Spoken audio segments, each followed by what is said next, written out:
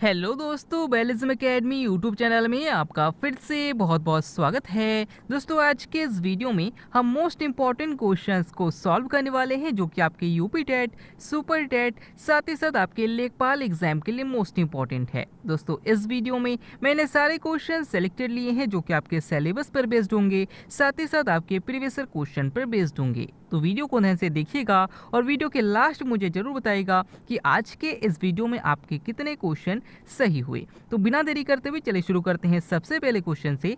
सबसे पहला क्वेश्चन है, भारत का अंतिम परमाणु ऊर्जा संयंत्र कौन सा है? ऑप्शन आपके सामने है नरौरा, ऑप्शन बी रावत भाटा, ऑप्शन सी काकरापार या फिर ऑप्शन डी कुडनकुलम। इसका सही आंसर हो जाएगा ऑप्शन डी कुडनकुलम। दोस्तों, याद रखिए कि भारत का अंतिम परमाणु ऊर्जा संयंत्र जो है वो कुडनकुलम है और ये तमिलनाडु में है। अगर आपसे पूछा जाता है कि काकरापार परमाणु ऊर्जा संयंत्र कहाँ पर है, तो याद रखिएगा गुजरात में है। अगर आपसे पूछा जाता है कि रावत भाटा परमाणु ऊर्जा संयंत्र कहाँ पर है, तो याद रखिएगा राजस्थान में है। और अगर आपसे पूछा जाता है कि नरौरा परमाणु ऊर्जा संयंत्र कहाँ पर है, तो याद रखिएगा उत्तर प्रदेश के बुलंदशहर में है। अगला क्वेश्चन, मनुष्य की हड्डियां किस प्रकार के ऊतक का उदाहरण है? ऑप्शन आपके सामने एपिथेलियम, ऑप्शन बी विभज्योतक, ऑप्शन सी संयोजी या फिर ऑप्शन डी कार्डियक। इसका सही आंसर हो जाएगा ऑप्शन सी संयोजी। दोस्तों, याद रखिए कि संयोजी ऊतक ऐसे ऊतक होते हैं जो एक अंग से दूसरे अंग को जोड़ते हैं। और आपको पता है कि सारी हड्डियां एक दूसरे से जुड़ी रहती हैं, यानी कि एक अंग दूसरे अंग को जोड़े रखती है, इसलिए इसे संयोजी ऊतक कहा जाएगा। अगला क्वेश्चन, नेक्स्ट क्वेश्चन है, भारत में राष्ट्रीय मानवाधिकार आयोग की स्थापना कब की गई थी? ऑप्शन आपके सामने 1990, ऑप्शन बी 1993, ऑप्शन सी 2000 या फिर ऑप्शन डी 2005। इसका सही आंसर हो जाएगा ऑप्शन बी 1993। दोस्तों, याद रखिए कि राष्ट्रीय मानवाधिकार आयोग की स्थापना 1993 में की गई थी। अगर आपसे पूछा जाता है कि मानवाधिकार दिवस कब मनाया जाता है, तो याद रखिएगा 10 दिसंबर को मनाया जाता है। अगला क्वेश्चन, सबसे छोटा नदी द्वीप कौन सा है? ऑप्शन आपके सामने है Majuli, option B Sundarban, option C Lakshadweep या फिर ऑप्शन डी उमानंद। दोस्तों, याद रखिएगा कि इसका सही आंसर हो जाएगा ऑप्शन डी उमानंद द्वीप। दोस्तों, याद रखिएगा कि सबसे छोटा नदी द्वीप उमानंद द्वीप है और सबसे बड़ा नदी द्वीप माजुली द्वीप है, और दोनों के दोनों ब्रह्मपुत्र नदी पर है और याद रखिएगा असम में है। तो दोनों क्वेश्चन पूछे जा सकते हैं, याद रखिएगा। अगला क्वेश्चन, भारतीय झंडे को कब अपनाया गया था? ऑप्शन आपके सामने है 14 सितंबर 1949, ऑप्शन बी 22 जुलाई 1947, ऑप्शन सी 24 जनवरी 1950 या फिर ऑप्शन डी 15 अगस्त 1947।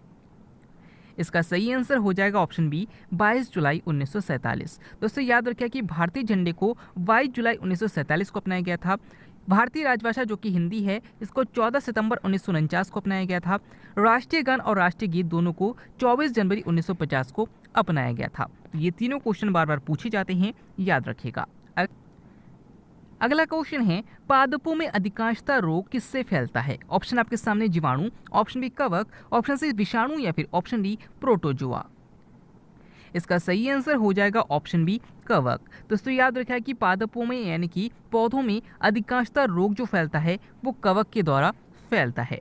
अगला क्वेश्चन, जीवन रक्षक हार्मोन किसे कहा जाता है? ऑप्शन आपके सामने insulin, option B adrenaline, option C oxytocin या फिर ऑप्शन डी ग्लूकेगॉन।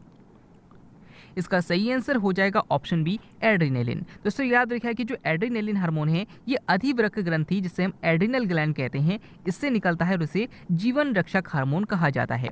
अगर आपसे पूछा जाता है कि माँ से बच्चों को प्यार करने वाला हार्मोन किसे कहा जाता है, तो याद रखिएगा ऑक्सीटोसिन हार्मोन को कहा जाता है।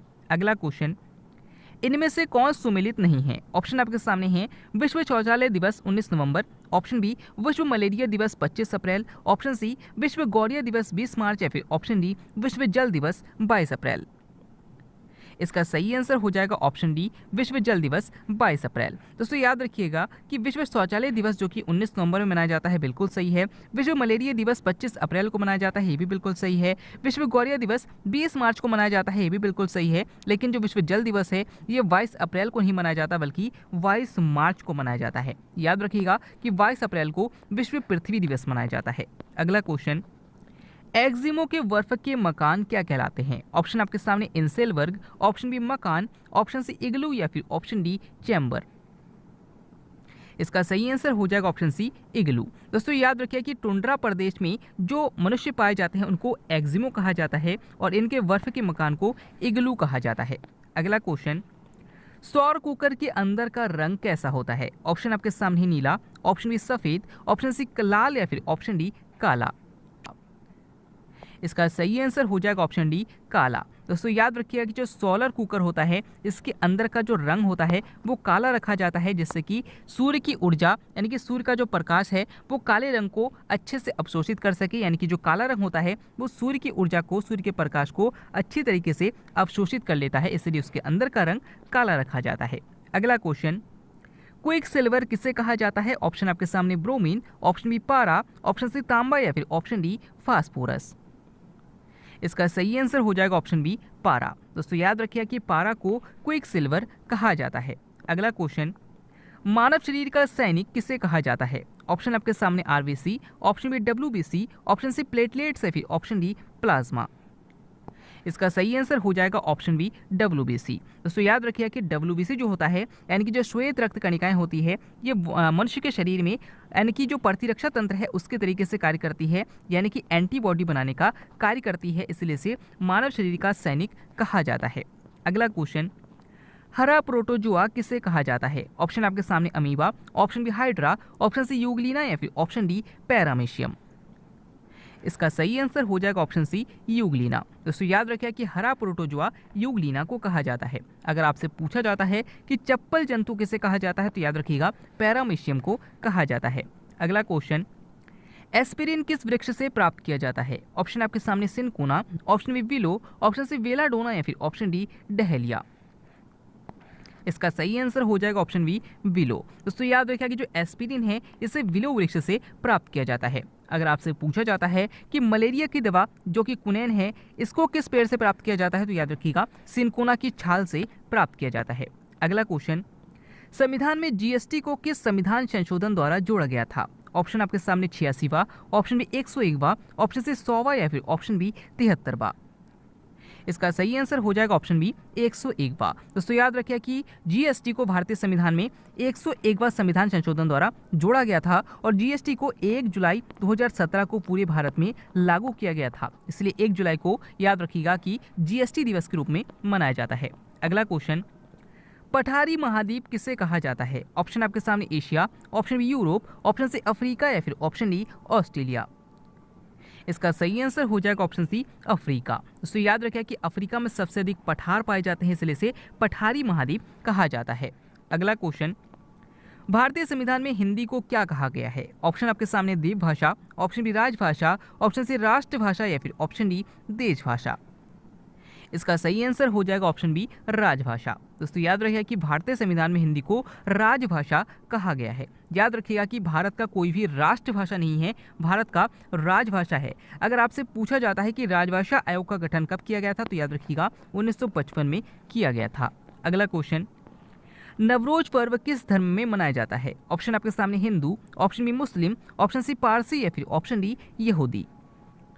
इसका सही आंसर हो जाएगा ऑप्शन सी पारसी। दोस्तों याद रखिए जो नवरोज पर्व है ये पारसियों के द्वारा मनाया जाता है।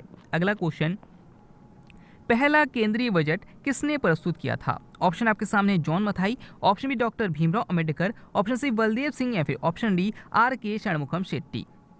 इसका सही आंसर हो जाएगा ऑप्शन डी आर के षणमुखम शेट्टी। दोस्तों याद रखिए कि पहला केंद्रीय बजट आर के षणमुखम शेट्टी के द्वारा प्रस्तुत किया गया था। अगर आपसे पूछा जाता है कि भारत के पहले कानून मंत्री कौन थे तो याद रखिएगा डॉक्टर भीमराव अंबेडकर थे। अगर आपसे पूछा जाता है कि पहले रक्षा मंत्री कौन थे तो याद रखिएगा बलदेव सिंह थे। और अगर आपसे पूछा जाता है कि पहले रेल मंत्री कौन थे तो याद रखिएगा जॉन मथाई थे।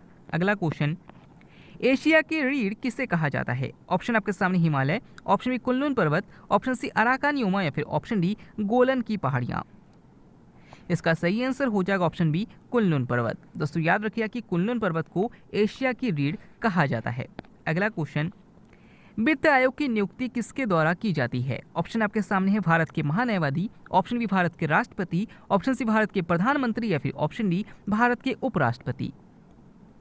इसका सही आंसर हो जाएगा ऑप्शन बी, भारत के राष्ट्रपति। दोस्तों याद रखिए कि भारतीय संविधान के अनुच्छेद 280 में वित्त आयोग का प्रावधान दिया गया है और इसकी नियुक्ति भारत के राष्ट्रपति द्वारा 5 साल के लिए की जाती है। अगला क्वेश्चन, विश्व का सबसे बड़ा नदी द्वीप कौन सा है? ऑप्शन आपके सामने Majuli, option B Greenland, option C Borneo या फिर ऑप्शन डी होन्शु। इसका सही आंसर हो जाएगा ऑप्शन ए, माजुली। दोस्तों थोड़ी देर पहले ही मैंने आपको बताया था कि विश्व का सबसे बड़ा नदी द्वीप माजुली द्वीप है और विश्व का सबसे छोटा नदी द्वीप ओमानन नदी द्वीप है। तो याद रखिएगा कि बार बार पूछा जाता है। अगला क्वेश्चन, सबसे बड़ी खाड़ी कौन सी है? ऑप्शन आपके सामने हडसन की खाड़ी, ऑप्शन बी मैक्सिको की खाड़ी, ऑप्शन सी बंगाल की खाड़ी या फिर ऑप्शन डी इनमें से कोई नहीं। इसका सही आंसर हो जाएगा ऑप्शन बी, मैक्सिको की खाड़ी। दोस्तों याद रखिए कि विश्व की सबसे बड़ी खाड़ी मैक्सिको की खाड़ी है और अगर आपसे पूछा जाता है कि किस खाड़ी की तट रेखा लंबाई सबसे अधिक है तो याद रखिएगा हडसन की खाड़ी की तट रेखा लंबाई सबसे अधिक है। अगला क्वेश्चन, किस देश का अलिखित संविधान है? ऑप्शन आपके सामने America, option B Japan, option C Britain. इसका सही आंसर हो जाएगा ऑप्शन सी, ब्रिटेन। दोस्तों याद रखिए कि ब्रिटेन का अलिखित संविधान है। अगर आपसे पूछा जाता है कि पहला लिखित संविधान किस देश का है तो याद रखिएगा अमेरिका का है। अगला क्वेश्चन, सुनामी किस भाषा का शब्द है? ऑप्शन आपके सामने अरबी, ऑप्शन बी जापानी, ऑप्शन सी फारसी या फिर ऑप्शन डी हिंदी। इसका सही आंसर हो जाएगा ऑप्शन बी, जापानी। दोस्तों याद रखिए कि जो सुनामी शब्द है ये जापानी भाषा का शब्द है और जो मौसम शब्द है ये अरबी भाषा का शब्द है। दोस्तों आज का वीडियो आपको कैसा लगा कमेंट बॉक्स में जरूर बताइएगा। आज के वीडियो में आपके कितने क्वेश्चन सही हुए, साथ ही साथ हमारी मेहनत आपको कैसे लगी कमेंट बॉक्स में जरूर बताइएगा। अगर आप फेसबुक पेज और टेलीग्राम ग्रुप को ज्वाइन करना चाहते हैं तो डिस्क्रिप्शन में लिंक दिया गया है, वहां से आप ज्वाइन कर सकते हैं। मिलते हैं अगले वीडियो में, तब तक के लिए देखते रहिए, सीखते रहिए।